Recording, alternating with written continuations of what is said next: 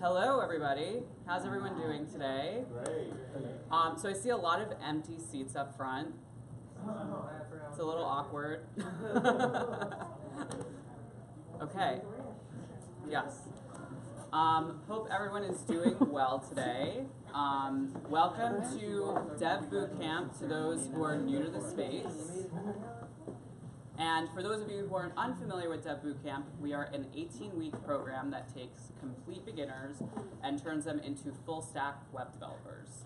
So to give you a little bit more color on the program, the first 9 weeks takes place off-site in phase 0, where we teach basic foundational knowledge about the web and JavaScript and all the different languages.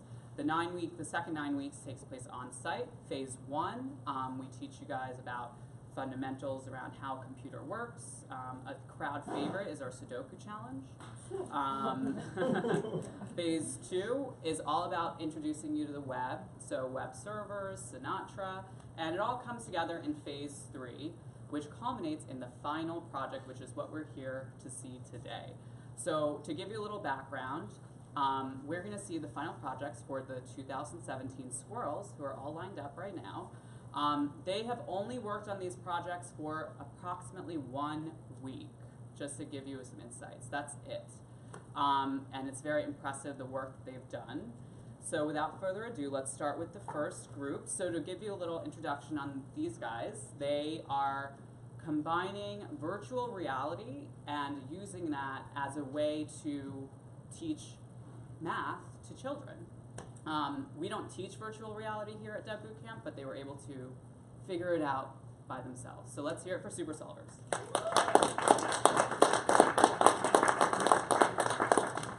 Good afternoon, everyone. My name is Josica. Here we have Rena, Andrew, and Ben, and we are Team SuperSoleVRs.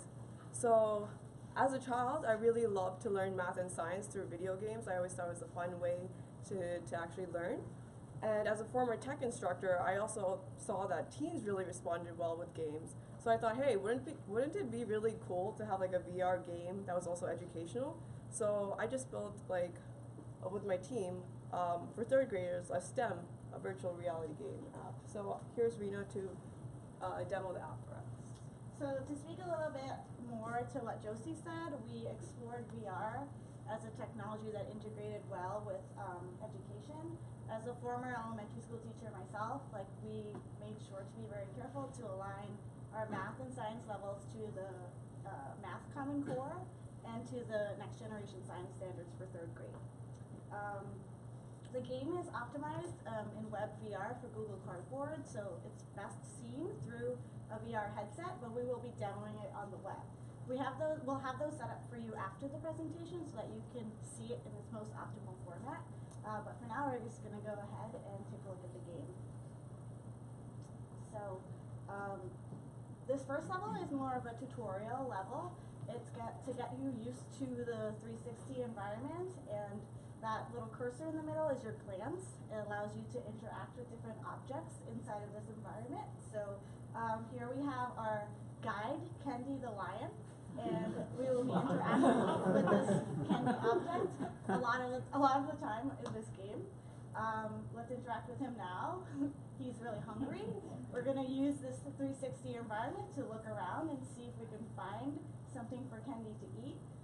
His favorite food, oranges. We can interact with the orange object and then again interact the orange object with the Kendy object. And this leads us to a portal to our next level. So the storyline here is basically we're trying to help Kendy find the right portal home, and he does solves a series of puzzles, which are essentially the math and science questions to get to the next portal. So our first level here is a math level. As you can see, the 360 environment can be anything you want it to be. This is a desert environment that we actually created this model ourselves. And so the format is we give you a simple example. Here's a math pattern. Third graders do a lot of math patterns, so we decided to use that. So we look at Kendy. He gives us a sample of a pattern. It's in 5, so it's a very simple pattern to figure out, 5, 10, 15, 20. We go into a little bit more of a difficult or complex pattern, which is a pattern we see a lot as DBC students, a Fibonacci sequence. So you have to find the cube, that completes the sequence. So we look at 0, 1, try to figure it out. Pick up the wrong cube, 10 is not the answer. When you give it to Kendy, he'll give you a hint. If you pick up the right cube, which is 8, you can interact with that object using your glance, and you can give that cube to Kendy, hopefully. And if you have the correct answer, we can open up the portal to the next environment. So this first level we worked on together to get a grip on A-frame, which is the framework that we were using. And then we all did our own levels to kind of explore the different animations and objects and environments that we can use. Here was my environment. It's a little wacky. It was like a crystal cave or whatever. It was a science level. Here you can see the sky. If you look up, is an animated sky. So that's a feature that we could use. And all of the objects are animated in different ways. The next level is Andrew's level. He created a winter level. And there were mountain objects that he made and ice blocks that you can interact with as you go through the level. This was also a map level. The following level is Ben's level. It was a level that was in space, and he created planet objects for us to interact with.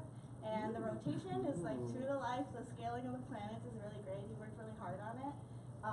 And yeah, this was Ben's project. And then we go on to Josie's level. We have to go through this black hole portal to get there. Very cool. And her level was an underwater level. So we were able to do a lot of things with the math and science curriculum to like engage students in these levels. So you guys can explore this a little bit more on the VR headsets. We don't want to like go through each question with you, so you can do that on your own. And I'm going to pass it off to Andrew now to tell you a little bit about our journey through SuperSoleVRs. Thank you. So from last Thursday up until today, we've been working on SuperSoleVRs, and we made this presentation to show you our journey through the project. So I'm going to start with the technologies. So we actually use most of the technologies we learned here at DBC, but we also had to learn A-frame, which is a web-based VR framework that lets us use 3D objects. But there are also some problems with that. A-frame is very new. The docs they supplied were amazing. They give us a nice foundation, but we wanted more complex stuff. We had to go to the web, and that's what the problem was. There weren't many resources there. A great example is that we type in A-frame ... Many searches were just for picture frames and stuff, and that was really frustrating. Another thing is that the A-frame had limited browser compatibility. Mozilla Firefox worked best, a lot better than other browsers, so we felt really limited. Lastly, jQuery did not work the way we thought it would. It just works better with 2D objects. And I'll pass it off to Ben to talk about those 3D objects. Yeah, so one of our major problems was working with 3D models because no one in our group is actually a 3D modeler, and we have little to no experience using 3D models at all, or creating them for that matter. So we had to rely on internet resources in order to find models for our video game, and this actually took a lot of time for us. And whatever we couldn't find, we actually had to build ourselves. So in level 1, the cactus and the pyramid are actually stuff we built on our own. Also, A-frame has very limited support for most 3D model file formats. We have to stick to using .obj file format, so that really limited what we could actually do with our story. In fact, we actually originally planned to use a squirrel as our mascot, but then in the end we ended up using a lion because we couldn't find a working squirrel model for our game. Next I'll pass it off to Rena to talk about some of the other challenges we faced. So in addition to like having challenges creating these models we've never created, we also had a lot of challenges positioning the models in the virtual world. The orientation was really tricky to get a handle on. If you look at the first picture of Kendy, when we first imported that .obj object into that environment, the scale is completely off, the positioning, the rotation, and so we had to do a lot with vector map to figure out where on the X, Y, and Z axes Kendy was, and how to position him in a way that the user can interact on a good scale. It took me kind of a long time to figure it out. I had like little dance moves to kind of figure out where the Y and the X were. It was hard, and it took a lot of time, but I think we got it down. I'm going to actually pass it back to Ben. He's going to talk a little bit about some of the successes that we found working on this project. So overall, as a whole, we felt that this project was pretty successful, and we had a lot of fun working on it. And I just want to share some of the reasons that contributed to our success. So the first one is feasibility testing. Before we ever even started working on our project, Josica did a ton of research on A-frame, and she demonstrated in the pitch what we were capable of doing with A-frame. So just from the very beginning, we had a clear plan of what we're getting ourselves into. The next thing is we managed our agile workflow using a very extensive Trello board. At any point in time, we always knew what everybody else was working on, and we were really organized, and all that work was really balanced. So another factor is paired programming. Initially, when we first started working, everybody was working independently. We did our research independently, but when we finally started working together on developing the levels, we paired up, and that allowed us to combine our knowledge and fill in any gaps. It also let us stay productive and also held everyone else accountable. So time management, this is a huge deal for us. We set a schedule really early on for what we were going to do each day, and we stuck to it. So this allowed us to keep us in check. Initially, especially when we're doing our research, we would try to experiment with physics systems, particle systems, and oftentimes we would get ourselves put into a rabbit hole. But we set a schedule for ourselves. So at any point, at this moment, if we haven't figured it out, we're just gonna drop it and build our levels in a different way. So next one is team wellness. I felt that this is a really important thing for us. So at engineering empathy at DBC, we actually realized that everyone in our group is very people-oriented over task-oriented, and this reflected in our group dynamic. So some of the ways this was reflected is that we took breaks regularly as a team. We often had stand-ups to show how, to feel each other's emotions, and also how we're doing in our tasks. We are also flexible. Whenever anyone is finished with a task, we always ask each other if anything else needs to get done. And the last one is refactoring into Rails. So this is a really important step for us because we actually have to completely refactor our code base and also our file structure in order to deploy this to Heroku. And this allowed us to vastly improve our load times and also our file sizes for our app. So next I'm going to pass it off to Andrew to talk about some of the misadventures. So one of the biggest problems we had was a loading screen. We actually had a loading screen that popped up when you transitioned to levels, and actually it looked beautiful. But we tried it on mobile, and it didn't work at all. So it didn't work. It worked on web, it didn't work on mobile. So we realized it wasn't consistent, so we just got rid of it. Another problem was the load times for mobile. It just didn't work as fast as the web. So we couldn't get that going as fast as web. And lastly, mixins. So we have many objects that share the same attributes, and mixins allows you to put the attributes in the mixin and then give that mixin to the objects. A great example is the squares in level 1. They all animate and get bigger when you hover over them. So I wanted to put those animations in the mixin and just give the objects that one mixin, but we couldn't get that going, so we had to improvise and just come up with creative solutions. I'm going to pass off to Josie for our stretch goals. So due to some time constraints, we couldn't get to our stretch goals, which included 3D animations.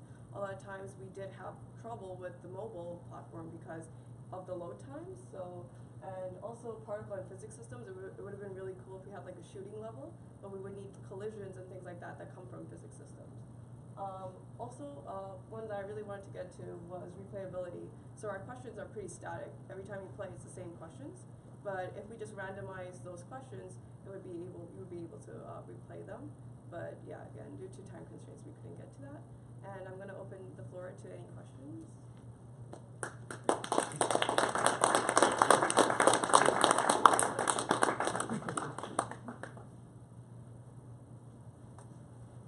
Anyone? Anyone have any questions? Sunny.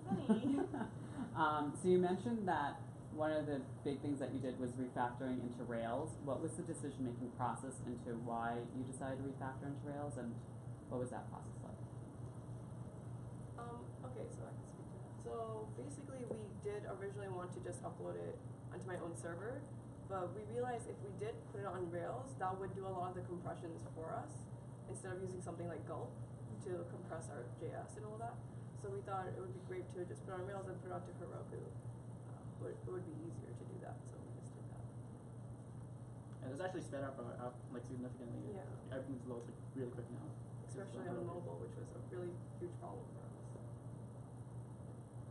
I'm just wondering, because this is awesome, like for each of y'all, what's like a major takeaway from this experience? It could be like one thing. I can start. I think a takeaway for me was, although we learned a lot of different things at DBC, just like to have the confidence and also like feel empowered to learn a whole new framework in the amount of time that we had.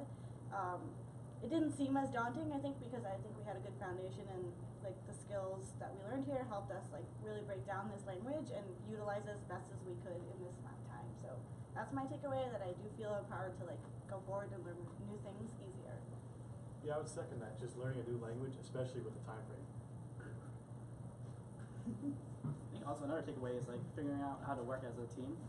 And I felt one of the big success factors is how we were able to work together and really connect as a group and as friends. So Yeah, I also thought that it was really good. Like you really see like how a project goes, just the experience of having a project like this and learning new things in a week with a whole team and doing all that. JJ? So with VR, I've heard that it can hurt children's eyes if it's that close to their face for too long. Did you take that into account while you were designing the application? Actually, yeah, that's a huge part of it because it is a VR game for kids specifically. There are concerns about eye strain and disorientation and things like that. And on our website, we included some guidelines for parents and for teachers who are using this in their classroom. One of them is to definitely read your health and safety guide for your specific headset very extensively. We do not recommend kids to be using VR headset without adult supervision at all. Yeah, take breaks while you're using it. That's really helpful for kids. And also, if you feel any sort of discomfort, such as the eye strain, and like it can be like disorientation or headaches or nausea, then you should definitely discontinue using your headset. Yeah, we included that on there because that is kind of a big concern, right? Even adults using it. We had some of our teammates test it out and, you know, walk into a wall or something. That's like a thing adults do, so yeah, you definitely want to monitor kids while they're using this. How much does the VR headset cost? It can run anywhere from $4 for Google Cardboard. Actually, if you scroll down on the website, we included a little bit of information on how to get a Google Cardboard headset that's like really cheap, or make your own, which is really cool for kids to do. And also, yeah, you can also get really high-end ones as well. So they range from $4 to thousands of dollars, depending on your budget. Yeah, the making your own part's super cool. Yes? There's a number of things you didn't finish, because this was a time-boxed exercise. How long do you think it would have taken to bring it to completion, the things you wanted to do? Well, I think I feel like I'm dominating, so anybody can jump in. I think, yeah. There's no limit. We could have kept on making more and more levels, but we settled with 5. Obviously, there's more we could do. Like each day, we could just keep on adding and refactoring and making better. But yeah, there was no limit. We could keep on improving. I think that's the beauty of about making this project, the scalability of it. We could go really low poly, which we did, or like really high res, depending on our skill set, and like using things like physics engines and stuff like that. So we started, you know, at a pretty okay level, and then it can go either way. So initially you said that you guys were planning to have this for mobile. Which platform were you guys considering, and what specific challenges did you have when designing for mobile? So A-Frame always recommends Firefox when you're using it on mobile, but that's not always the case. It's not always the best case. Like when Ben was testing on his Android, it was actually better for him to play the game on Chrome. There's also a part of our website that kind of like talks about that, and also if you go to webvrrocks.com, there's a more updated, like daily updated browser selection that works best with Google Cardboard and WebVR For example, the best one is, I think, Firefox Nightly, which is updated every day. But yeah, Chrome works really well for Android, and Firefox works really well for iOS.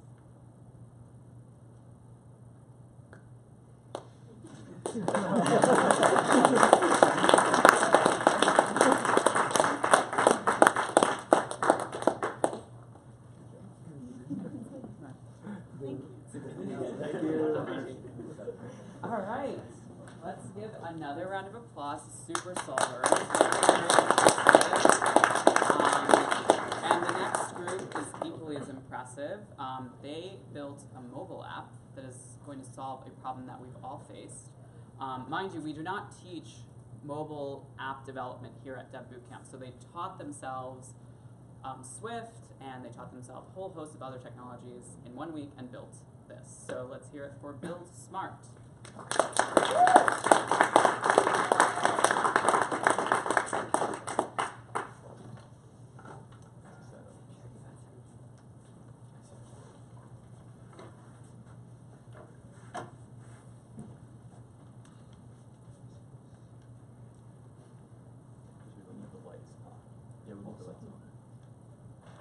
Don't turn the lights off when we start. Yeah. We did do that.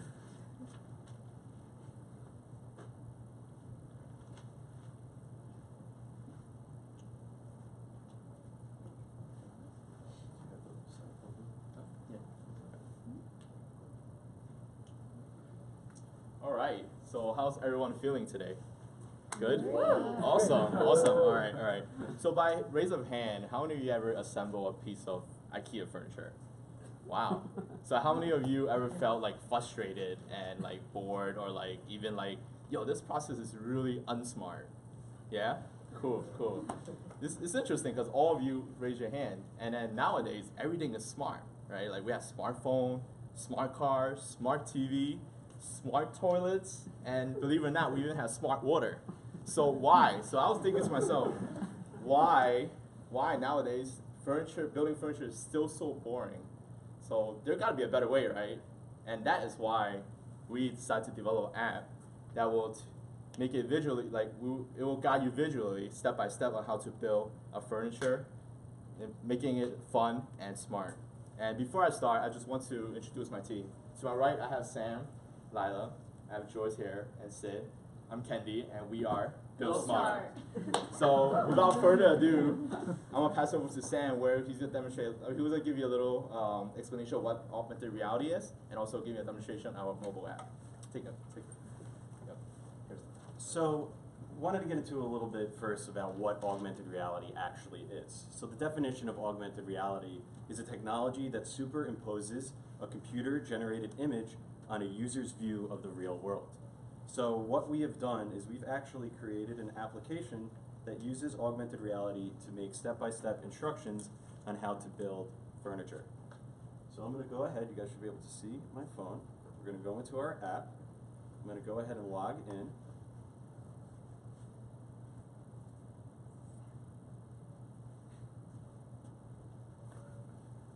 Okay.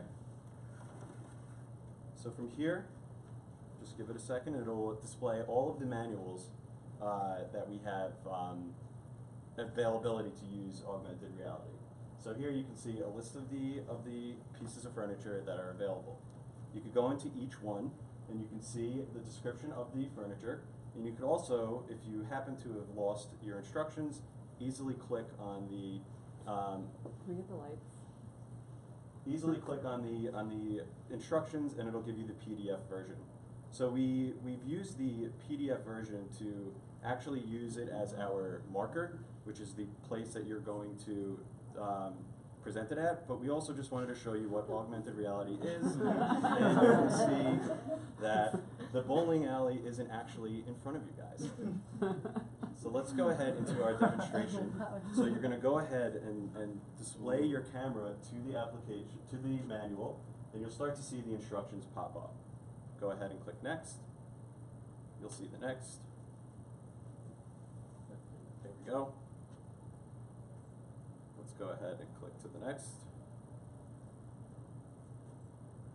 Getting very closer to completion. Let's put those bars in and screw them in. And then voila, you're done. So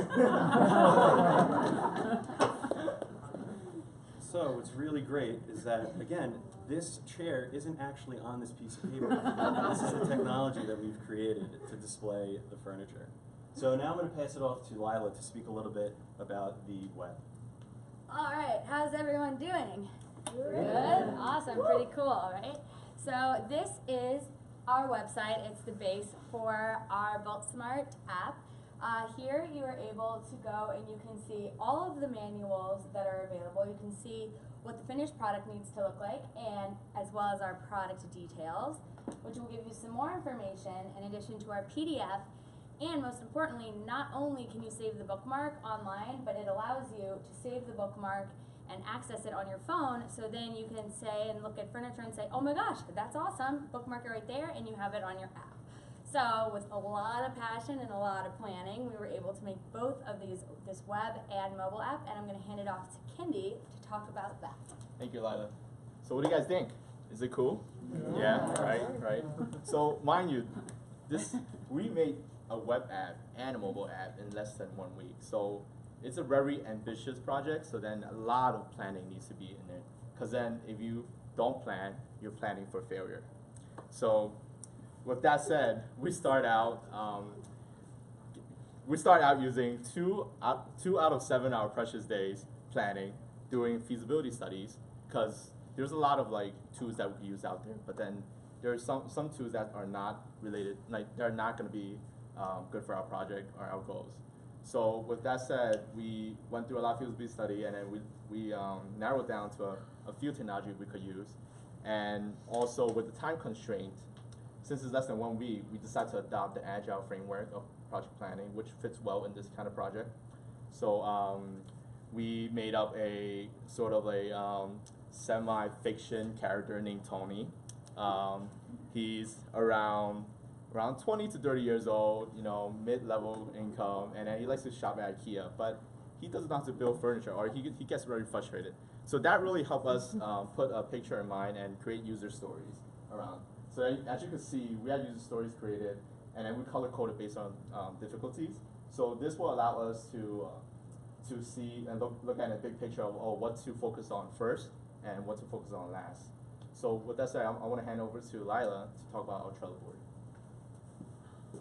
Alright, so a great way to organize all of this and be able to do multiple apps is with Trello. So we put all of our user stories here and organized with both our mobile team and our web team. What can Tony do online? What can he do on the phone? And most importantly, what can he do on both? Which is how we color coded it here. And this prepared us to really see what kind of technologies we would use, both in DBC and ones that we would learn. So now we're going to go on to technologies. So I'll go ahead and I will start with the web for our web app. For that, we use the basic things that we learned at DBC, which were HTML, CSS, JavaScript, Ruby on Rails. We were able to get a lot of that done early on and use that as a basis. And in fact, we got so much done that we were able to use Nokogiri for web scraping. There isn't an actual database out there for manuals and PDFs on how to do things. So I don't know if you guys have dealt with the installation of Nokogiri, taking a very long time. It's 100% worth it when you need to get information from around the web. So some of our challenges, our first challenge then, in addition to already doing all of these things, was the actual very steep learning curve for the technologies that we didn't know and we needed to learn for both our web and mobile app, in addition to the AR. So I'm going to hand it off to Joyce to talk about that. So, as you guys all know, we only had a week to complete this. For the augmented reality portion, we had to deal with 3 frameworks, as you can tell on the screen. They were Vuforia, Unity, and C#. So, Unity is basically a platform that allows users to create games. All the 3D objects that you saw, that's how we imported the assets into the game. But the problem with that is that doesn't actually let you create, the camera portion where you want to put your phone's camera on the screen. That's where Vuforia comes in. So it's basically like a library that you would add into Unity. And the biggest difficulty we had with that was writing in C#. So we all know that we've learned Ruby and stuff like that, and that's where DBC came into hand. It really taught us how to learn and how to learn quickly. And that was how we created all our scripts for all the objects and render how each piece of furniture would lay out on the screen. I'll pass it off to Sid. So as you can see, this is Swift. So Swift is a technology that allows you to create any iOS app. So basically anything for Apple products, iPhone, MacBook, Apple TV, Apple Watch. Now you have an app in your phone, but you don't have a database. So we went to Firebase for choosing the database. So it's a real-time database that actually allows you to store user data there. So one of the challenges that we faced was integrating Unity with Swift, and that was a real problem. And I want to ask Joyce to join me on the stage for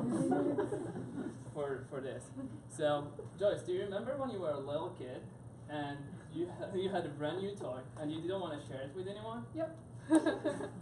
So Unity was the little kid that didn't want to share his toy with other people. So we actually needed to go into deep research to how to combine those two technologies together.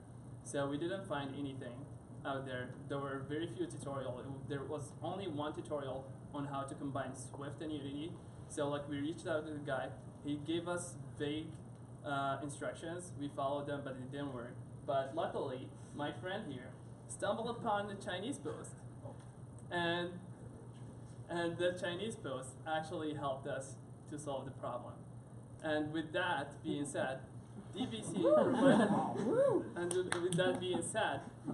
provided us with a tool, and not on how to use these frameworks, but to learn how to learn. And with this, I want to pass it on to Kendy for closing statement. So I just want to end this with, I just want to thank everyone for spending your time, like having a quality time here. Like, you know, I know you guys are busy and just listening to our presentation. Just want to thank you. And for closing remark, we just want to say like, thank you again. All right. So I'm gonna open the floor to any Q&As right now.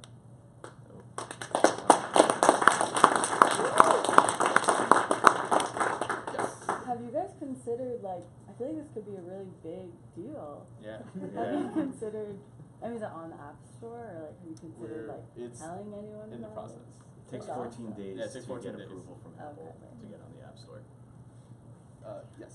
Two things. Yes. First of all, like, did Ikea have like open source that y'all were able to plug into to get their information, or how? No, they didn't have it. That's why we had to develop a web scraper so that it would go onto the IKEA website. So on all the pages, it takes the name, the details about it, the in-depth details about it, and they make the PDF sort of private, so it really has to like go in there and grab it, and so that we can access it.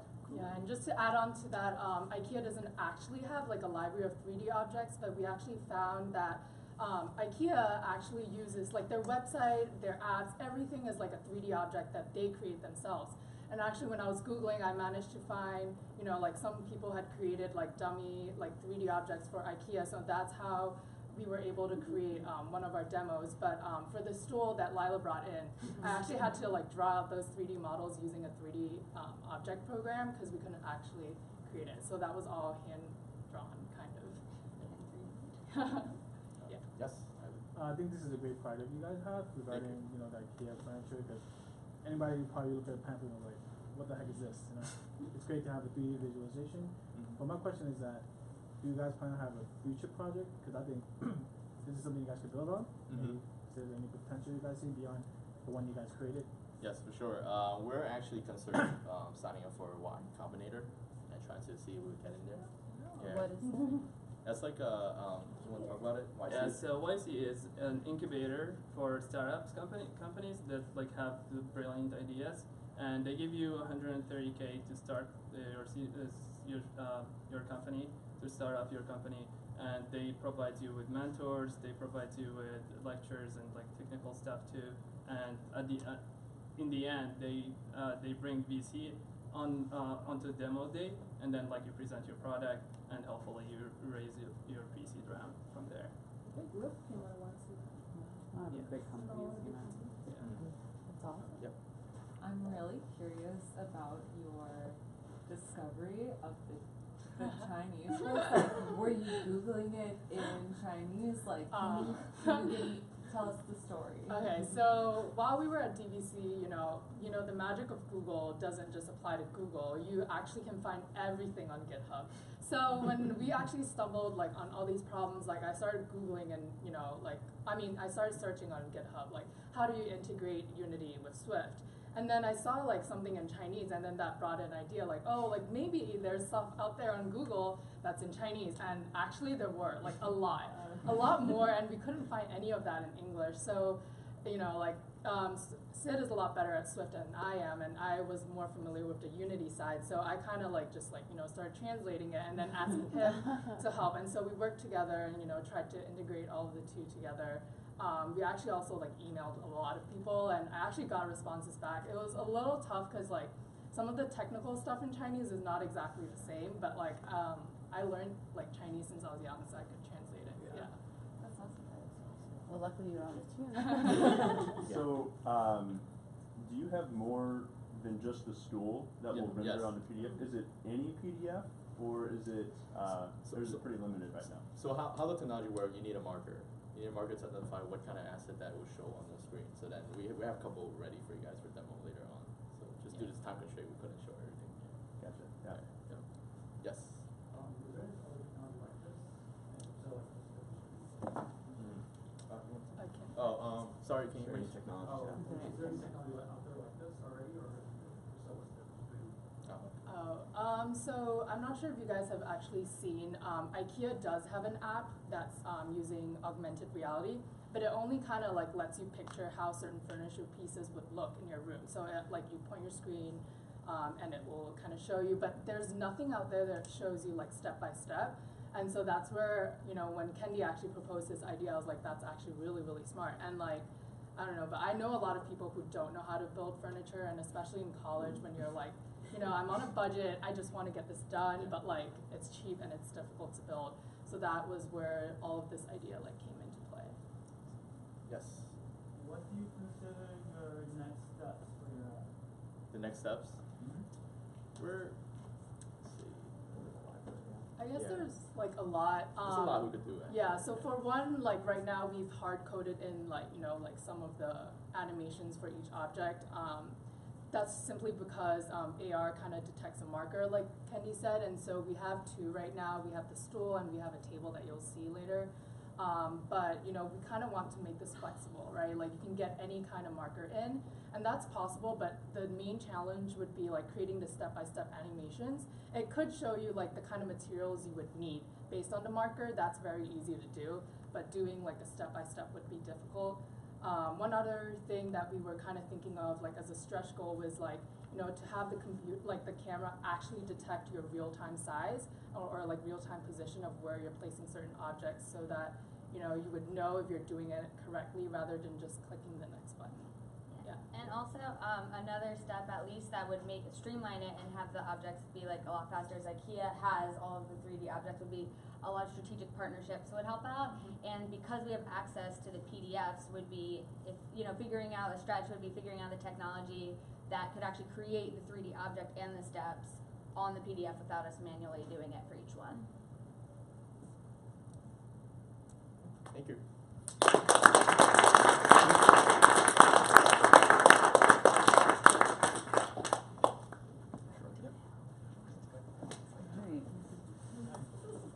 All right, that concludes our final project presentations for the Squirrels. Let's give it up one more time for both teams. So,